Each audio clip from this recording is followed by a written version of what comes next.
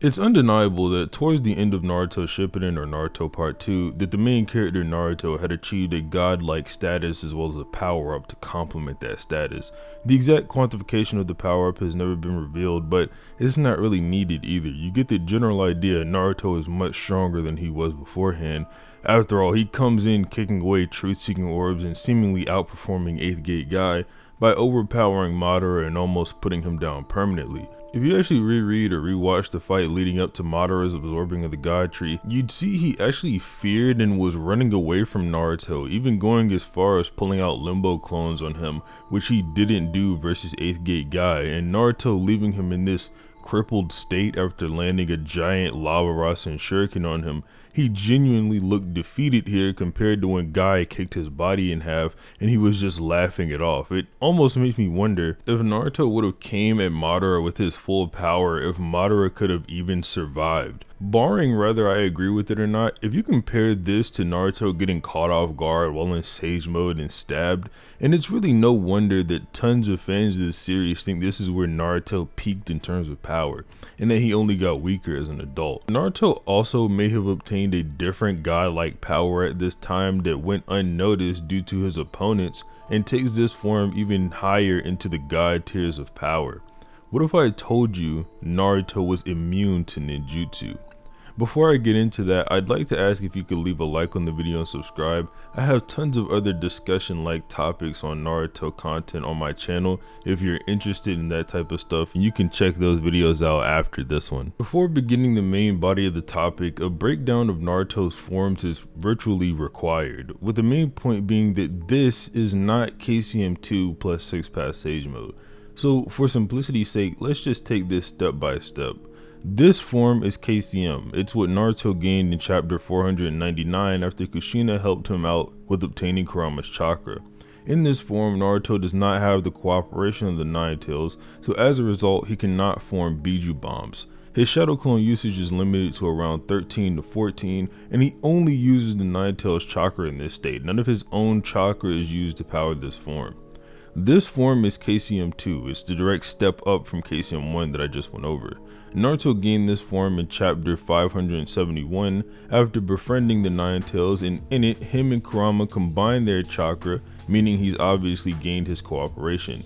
He can fire Biju bombs and overall has tons and tons more chakra that he can access and output, like I don't know, amping the entire Shinobi Alliance by over 3 times Kakashi's chakra. This form is also KCM1. You'll hear a lot of people call this form KCM 1.5 or Mastered KCM 1. Just to be perfectly clear, this is not a different form than KCM earlier. These alternative titles are just to be clear at what point in the story someone is referring to when talking about Naruto, and this comes from chapter 633. To be perfectly clear, the only reason Naruto's form looks different here is because his clothes have changed since earlier in the war, and KCM just changes form with the clothes you're currently wearing. We even see this as an adult. So no, this is not a different form at all. Just in this form, Naruto does not have to worry about the chakra drain on his base form that the Kyuubi was threatening him with earlier. This is KCM2 plus Sage Mode. Naruto obtained this form in chapter 645 and used it to battle Ten Tails Jinchuriki Obito alongside Minato at first, and then eventually Sasuke using his curse mark Susanoo. The main distinction for this form, aside from KCM2, is the pigmentation surrounding Naruto's eyes and the frog slits that go horizontally in his pupils. As the name suggests, this form gives him all the benefits of both KCM2 and Sage Mode. This form is Sixpaths Sage Mode. This form has a striking resemblance to KCM2 Sage Mode, just without the pigmentation above his eyes and the orange skin that Naruto sports in that mode. This is the form Naruto initially used to heal Might Guy after the 8th gate and confront Madara within the interaction I mentioned in the intro. That brings us full circle back to this form, which is Juubi Cloak Sixpaths Sage Mode Naruto. Yes, you heard me correctly, Juubi Cloak Sixpaths Sage Mode Naruto. Taking a quick look at the visual differences here, I'll use the volume cover to better illustrate my point since it's an official coloring of the manga by Kishimoto, and these other pages I use are more so a fan coloring. In KCM, Naruto is typically all one color, this orangey yellowish type of color. But while in his Juubi cloak form, Naruto's face is its usual skin tone, as well as him sporting black pants but his shoes seemingly being golden as well, just like his cloak. You'll notice Naruto does not have the long cloak of KCM2 anymore, and instead it's far more similar to his everyday wear, a short jacket-like piece of clothing. Also, looking at his eyes, you'll notice the crosses just like KCM2 Sage Mode, just without the pigmentation. Far and away, the most important difference between these two forms are the markings on his back here. Do these look familiar to you? They appear on Madara, Obito, and Hagoromo's backs as well. The symbols indicate a user of Sixpaths Senjutsu, which is something granted access to when becoming a Juubi Jinchuriki, which is how all of the people I mentioned earlier gained access to it. So I guess you could call this Sixpaths Senjutsu Sixpaths Sage Mode Naruto. There is a difference between those two. The form comes with Truthseeker orbs, which is mainly the separator from this in Sixpaths Sage Mode. Sixpaths Sage Mode is what Naruto is in whenever he originally confronts Madara. However, when he turns on his Sixpaths Senjutsu, like I just mentioned, he gains the Truthseeker orbs. Sixpaths Senjutsu is also accompanied with Yin Yang release. Not to be confused with Yin release or Yang release, Yin Yang release is essentially God power. It's what makes the Truthseeker orbs gain the ability of affecting the soul and nullifying ninjutsu. If you want an example of this being on display, Ten Tails Jinchuriki Obito blew off half of Tobirama's Edo Tensei body with the Truthseeker orb, and then the entire torso of Hiruzen's, yet they were able to regenerate and come back fine like nothing happened. It's even stated by Sasuke later on and confirmed by Minato that they are specifically using their bodies in sacrificial ways so that they can gain more intel on the enemies, knowing that they'd be fine when they come back. However, after Obito stabilizes his mind and synchronizes with the Ten Tails inside of him, his Truthseeker orbs become imbued with Yin Yang release, and Minato's arms never come back after being severed. This is explained by Tobirama in this panel here. This sort of goes without saying, but the same would apply to Madara's Truthseeker orbs considering the damage done to Minato with those as well. Obviously, I'm implying here, but not saying directly, that Naruto should have access to this as well as the immunity to ninjutsu that the form grants.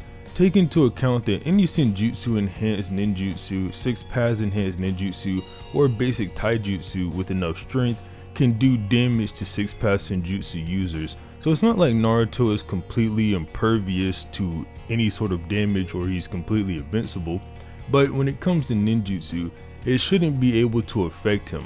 All of Naruto's opponents from this point to the end of the series, most of the time, all use Sixpaths Jutsu, Senjutsu, or both when harming or attempting to harm him. This immunity to ninjutsu is pretty much on full display in the fight against Jubito, since they don't really use ninjutsu on Madara after learning from their mistakes. Whenever a Rasen Shuriken as well as a Madarasu is slammed directly into Obito's skin, and it explodes, he comes out completely unharmed. Tobirama takes note of this, and that's when he deduces that he must be using Yin Yang release. Obito also happens to say that he is now like the founder of Shinobi, so you can't compare him by normal Shinobi standards anymore, in which he's obviously talking about his immunity to ninjutsu as well as the true godlike power he had just obtained. A lot of people tend to hype up Naruto for having a Chidori slammed directly into his face and him taking little to no damage from that. Well, yeah, he's immune to ninjutsu. Don't get me wrong, I fully understand Sasuke has Sixpaths Jutsu. In fact, the guide says it right here. But pay attention to his Chidori as he's saying this. It turns completely black before they slam it into Madara. In both the anime and manga, the Chidori he hits Naruto with is blue, or I guess in the manga's case, just the lighter toned one that he normally uses. Then when does Sasuke actually start affecting Naruto again? After he himself starts using the power of all 9 Biju, which, as I've already gone over, grants you access to Sixpaths Senjutsu abilities, like with Naruto, and in Sasuke's case in specific, we know he is essentially using his Susanoo like a ghetto statue for housing all the Biju chakra, so it's definitely not out there to claim that he's using Sixpaths power at this point.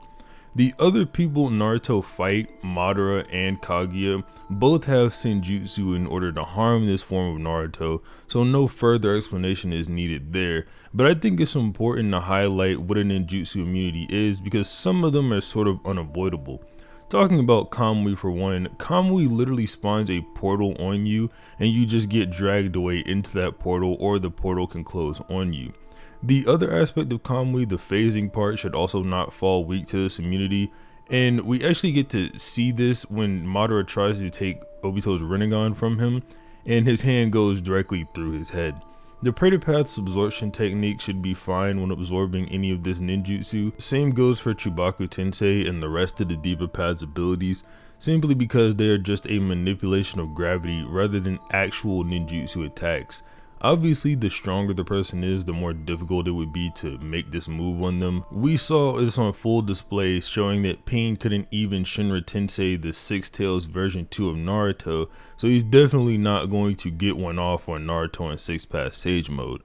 But say if someone like Kaguya were to try this, she should be able to just blow him away with it. The King of Hell path of the Rinnegan also should be similarly unaffected. It's not really a combat move, so there's really nothing for the immunity to exploit. But at this point, I'm just bringing up pointless examples. The end result is the same I mentioned earlier, but the ninjutsu immunity from Sixpaths Senjutsu also goes to the Truthseeker orbs of the user as well, making them jutsu nullifying balls of destruction that really exist just to mess up your plan of attack. Without an extremely knowledgeable person on ninjutsu in general, like the Shinobi Alliance had with Tobirama present, they probably would have been lost here. Tobirama is the one who takes note of the fact that it's been a while since Minato got hit and he should have regenerated by now, and he's the one who puts together the guess that Obito's attacks could have this effect. I'm sure Minato noticed his arm wasn't coming back for sure. I just don't think that if Tobirama wasn't there, he would have been able to figure out why it was happening. I guess the end result is the same, in which you just have Minato being more careful when attacking after noticing that he's simply not regenerating, like he should be, to be fair. And I just want to mention, it's also pretty much accepted fully now that Minato was nerfed mentally during this fight.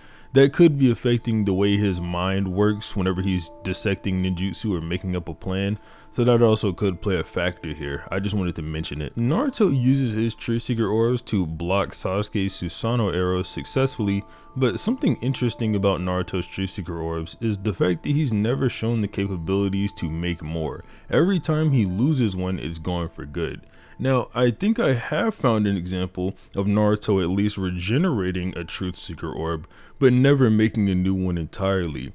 After Naruto attacks Madara with one of his rods that's stopped by his Limbo clone, Madara bisects one of Naruto's Truthseeker rods with his Light Fang attack. This is important because it completely cuts it in half, so the rod should at the very least be shorter, right? But if you take a look here, Naruto's rod is still about the same size as the other one he has, and then when he turns it back into a Truthseeker orb, it's not like this Truthseeker orb is smaller than the rest of them, showing that he probably just regenerated it to some extent. However, like I said earlier, Naruto actually never gets an entire new Truthseeker orb. He starts off with 9, as you can see here, 2 rods and 7 balls. He throws one at Madara's lightning jutsu, he recovers this one a bit after that, then after sealing Madara's Limbo clone, he sticks 3 rods in it which go unrecovered, so he's down to 6, which is shown here. He uses all 6 of these to amp his Biju Bomb Rasen shurikens that he's throwing at Madara's Shibaku Tensei, and they are all gone from his person for a short while due to Sasuke Susanoo blocking them out, but then when it disappears, he recovers all 6 of them. He uses one to make a foothold for Sasuke in Kaguya's dimension. This one gets lost in the same dimension as Sasuke leaves it behind when Kaguya switches to the Ice Realm. So Naruto is now down to 5.